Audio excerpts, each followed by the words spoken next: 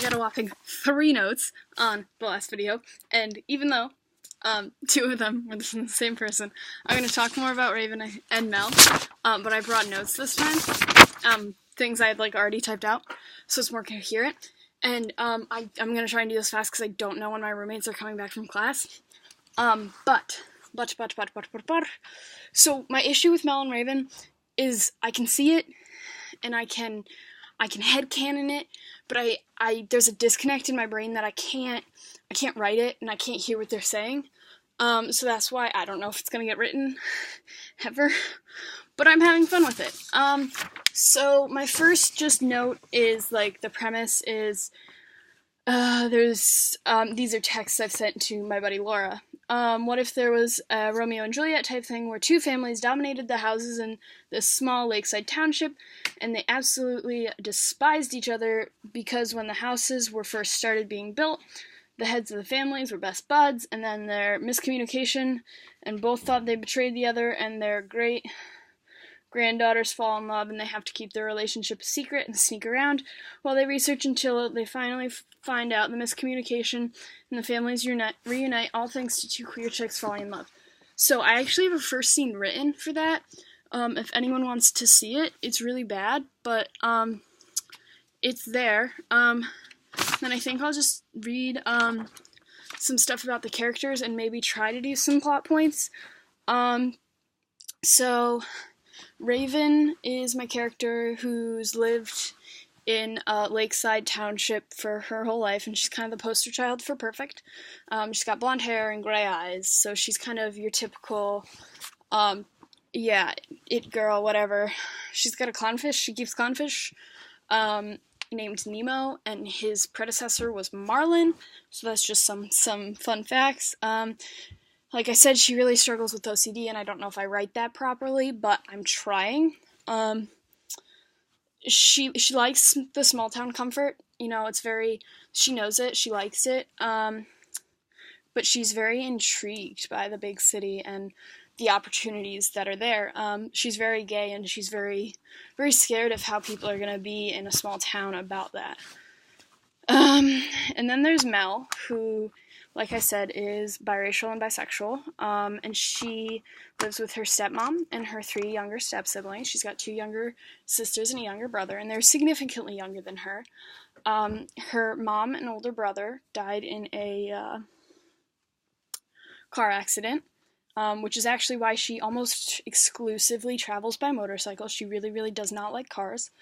And her older brother was just about 2 years older than her, so about the same age as Raven's older brother is. And she's got very natural long hair. A contributing factor to her is I had a babysitter who was about 6'2", originally from Trinidad, always kept everything, her hair was always, natural, I guess, and she was, very much a role model for me, and a strong woman, for me when I was growing up, and she's a lot like an older sister for me, now, so that's kind of the thought behind Mel's appearance. Her full name is Melia, Melea. She's usually in a leather jacket or a tank top, and there's not really in between, but generally dark colors. She knows she'll stick out a lot within her family because it's a lakeside town in Michigan. I don't know if any of y'all have been up there, but the one I go to, very non-diverse, and such. She's got, deep, deep brown eyes. They're super beautiful, but in that town, most people have light eyes.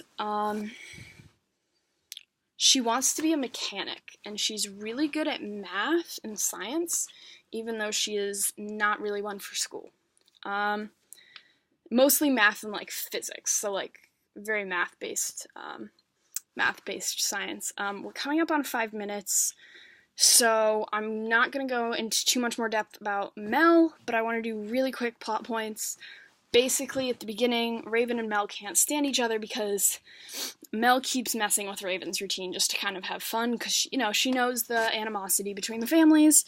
But then she kind of notices Raven's OCD symptoms, and she lays off. And one day, Mel is down at the beach with her little siblings, and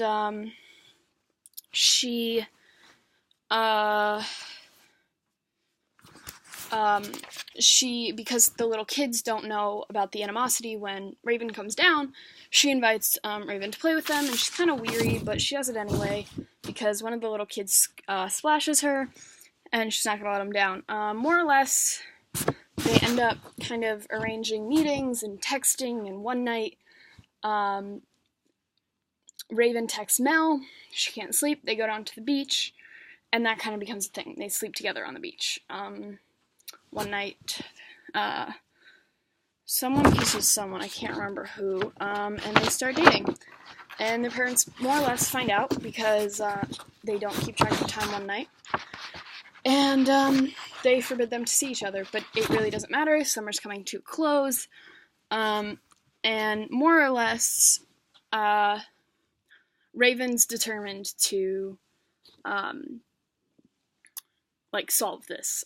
She gets very fixated on solving it. And she asks a history teacher of hers who's kind of old. He's one of the older, if not the oldest, teachers in her school, and he's lived through a considerable amount of the second semester curriculum. And more or less, he gives her one word. And that one word is a pet name. And she more or less has to research off this pet name, and there are love letters, and basically how they solve it is, oh god, I'm at 7 minutes, no one's watching, but I'm still gonna go. Basically how they solve it is they,